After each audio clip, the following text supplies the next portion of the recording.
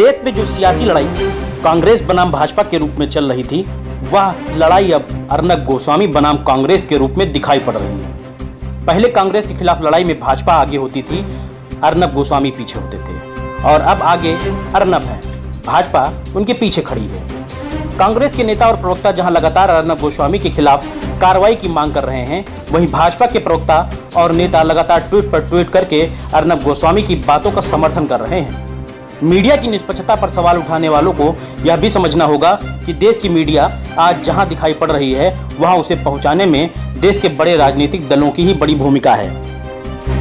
ऐसे हालात इसलिए बन रहे हैं क्योंकि राजनीतिक दलों और मीडिया घरानों की मिलीभगत से बहुत से चर्चित पत्रकार राजनीतिक पक्षकार बनते जा रहे हैं। महाराष्ट्र में संतों की हत्या को लेकर कांग्रेस अध्यक्ष सोनिया गांधी के खिलाफ सवाल पूछने और टिप्पणी करने वालों के आरोप में रिपब्लिक भारत चैनल के संपादक अर्नब गोस्वामी के खिलाफ कांग्रेस के लोगों ने सैकड़ों मुकदमे दर्ज कराए हैं। ज्यादातर मुकदमे उन राज्यों में दर्ज हुए हैं जहां कांग्रेस पार्टी सत्ता में है। कांग्रेस के बड़े नेताओं का मानना है कि उनकी नाराजगी सोनिया गांधी के खिलाफ सवाल पूछने को लेकर नहीं है, नाराजगी इस बात को लेकर है कि सवाल पूछने के साथ साथ अर्नब गोस्वामी के द्वारा यह गंभीर आरोप भी लगाया गया कि संतों की हत्या से सोनिया गांधी को खुशी हुई होगी और उन्होंने इटली में यह बताया होगा कि उन्होंने अपने शासित राज्य में संतों की हत्या करवा दी। दरअसल अपने चैनल में एक शो के दौरान अर्नब गोस्वामी ने यह सवाल खड़ा किया कि कांग्रेस पार्टी के किसी भी बड़े नेता ने आखिर क्यों पालघर में हिंदू संतों की हत्या पर शोक नहीं जताया, इस घटना की निंदा ही नहीं की, इस घटना की मीडिया में कोई चर्चा नहीं की। उन्होंने कांग्रेस अध्यक्ष सोनिया गांधी पर सवाल उठाते हुए कहा कि सोनिया गांधी ने हिंदू संतों की हत्या पर खामोशी क्यों ओढ़ रखी है, वह इस मुद्दे पर कोई गंभीर टिप्पणी क्यों नहीं करती हैं। उन्होंने सवाल किया है कि यदि ऐसी घटना मुस्लिम मौलवी या फिर क्रिश्चियन पादरी के साथ होती तो क्या फिर भी कांग्रेस पार्टी और सोनिया गांधी खामोश रहती, जबकि महाराष्ट्र में कांग्रेस के समर्थन से सरकार चल रही है और वहां पुलिस की मौजूदगी में सरेआम संतों की हत्या हुई है। सवाल यहां तक रहता तो शायद लोग हजम कर लेते, क्योंकि इस तरह के सवाल मीडिया में पहले भी पूछे गए हैं। अलग अलग दल और विचारधाराओं के नेता अपनी राजनीतिक सुविधा के हिसाब से घटनाओं पर टिप्पणी देते हैं। भारत में यह कोई नई बात नहीं है।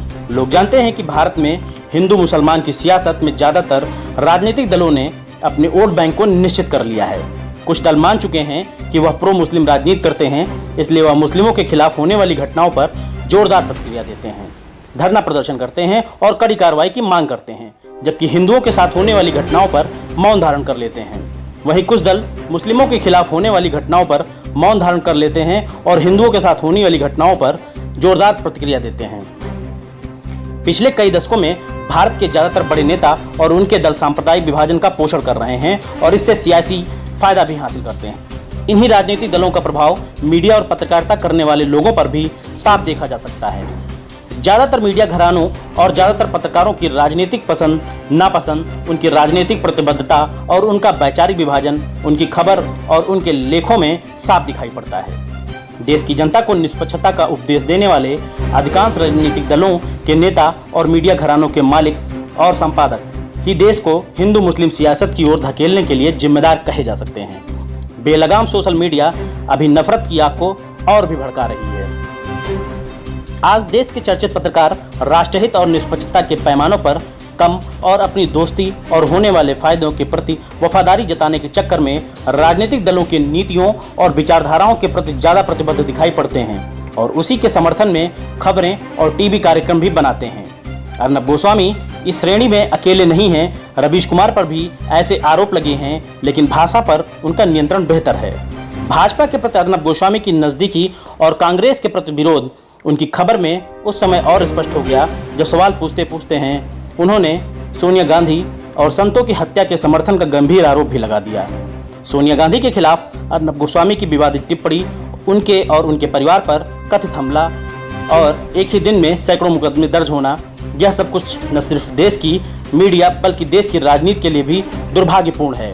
पहले मीडिया और राजनीति को देश सेवा का मिशन कहा जाता था, अब लोग इसे मुनाफे का धंधा कहने लगे हैं।